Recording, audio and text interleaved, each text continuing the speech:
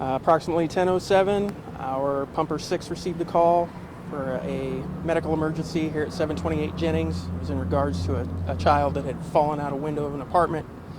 When this crew arrived on scene, they found a child laying face down in the grass. They immediately started life-saving procedures, medical care. They said that he was not conscious, but he was breathing, and they rode to the hospital with the ambulance and said that after several minutes and after applying oxygen, the child was moving around and trying to take the oxygen mask off his face. He was transported to Center Point, and I believe he was intercepted and immediately transferred to Children's Mercy Hospital, and that's the last I know. Chief, you mentioned that they found him in the grass, and this was, as we understand it, actually a 9-story drop, even though he was from the 8th floor, because the ground floor on the back side, so it actually is 9 stories. In your opinion, do you think anyone could have survived a fall from that high? In my opinion, no. I don't think anybody could have survived a fall from that height. I guess the other thing too is, your first responders deal with a lot of stuff. I know, yeah. But they're also human beings.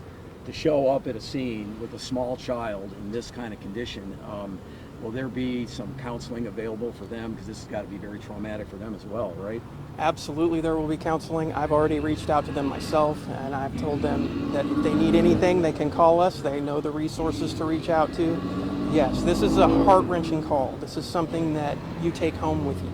This is something that will stay with them for the rest of their careers, along with a lot of other calls. And our hearts go out to them as well as the family. Battalion Chief, you said this is not the first time that you guys have run calls where a child has fallen out of a window. What's your message to people to prevent things like this in the future? Anytime you have the opportunity, make sure you have window stops in the windows, especially in bedrooms of children. Anything like this can happen to anyone. It doesn't matter where you're from, or color of your skin, or anything else. Just everyone needs to be safe. How would you characterize how your team responded? It sounded like they were here very quickly, and I mean, this boy was still alive at the time, so it sounded like he really tried, and they certainly gave their best effort to keep this boy alive, right? They did, and from a management standpoint, we are incredibly proud of their efforts and their response that they had today. I did want to ask you. You mentioned about the stops, and unfortunately, it's not the first time we've seen this, even in our area, downtown Kansas City. There was a boy that fell out of a 17th floor, and the mother allegedly removed the stops from the windows, up on the 17th floor, so you could move it more than a few inches. So you mentioned this, but I guess that certainly would be probably part of an ongoing investigation that the police would do, correct? Yes. And to your knowledge, do we know whether these windows had stops or not? It's a little bit different. These appear to be horizontal windows as opposed to the vertical ones in the downtown building. Honestly, I do not know. What other conversations do you think we need to have going forward, whether it's with the city, with the codes, or whether it's with other law enforcement agencies regarding this topic, right? Making sure that windows are safe as we go forward so that stuff like this doesn't happen again. I definitely think it's definitely something that you guys could address from time to time as a helpful reminder or a PSA. And I guess the unfortunate thing, too, is that this is not your first call to this building. My understanding is that you've been here many times.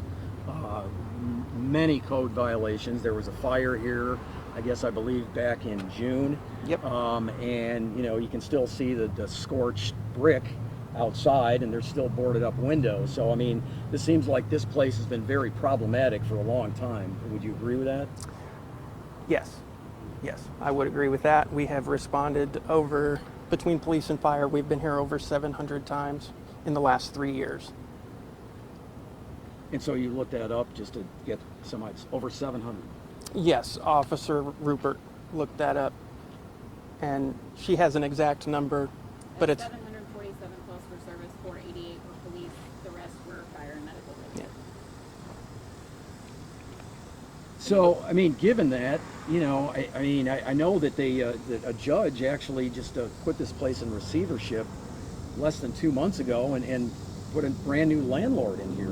But it seems like this is kind of like a revolving door. You know, what's your take on what needs to be done to prevent, you know, more problems over here?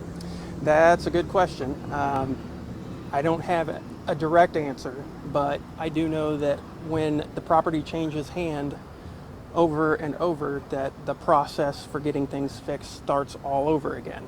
And this property seems to change hands every year to a year and a half. And every time we gain traction in the codes enforcement, it seems like we're back at square one as soon as the sale's made. And you've actually been working with the new property management here, the landlords, and my understanding is they've actually been working with you, that they were been trying to do the right thing. Is that correct? Yes, since the fire in June, the property manager here has been very open and has been working diligently with us to make a lot of the repairs to their fire alarm system, and has been nothing but cooperative. But unfortunately, there's just a lot of stuff that needs to be done here, I guess, right? I mean, this is an uphill battle that they can't finish everything in a couple of months. That probably needs to be done, right? That is correct. Your initial reaction to seeing that more than 700 calls for service? I'm not surprised. I'm not surprised. We run this building a lot. What kind of runs do you do? I mean, you know, because obviously, I mean, EMS, you know, if you're coming here for medical emergencies, what kind of stuff, obviously the fire, what kind of stuff you're doing here, do you think, mostly? All of it. Fire department comes here mostly for medical emergencies, if not for the fire alarm system malfunctions. PD is here for everything that they respond to, you know, whether it be domestic violence or any other call, disturbance calls, whatever. We do it all, and we respond to all of them. Anybody who calls 911. And I'm sorry if I missed this, but in those 747 calls, did you get a chance to see things like window stops, and is that something that you will be inspecting going forward, or no? Not something that we have looked for in the past, primarily because when we do a fire safety inspection, we're not looking at the residence itself.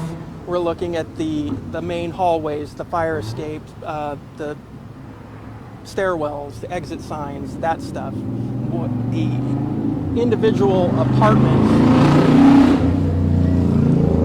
being private residences, don't get a fire safety inspection unless it's requested by the resident.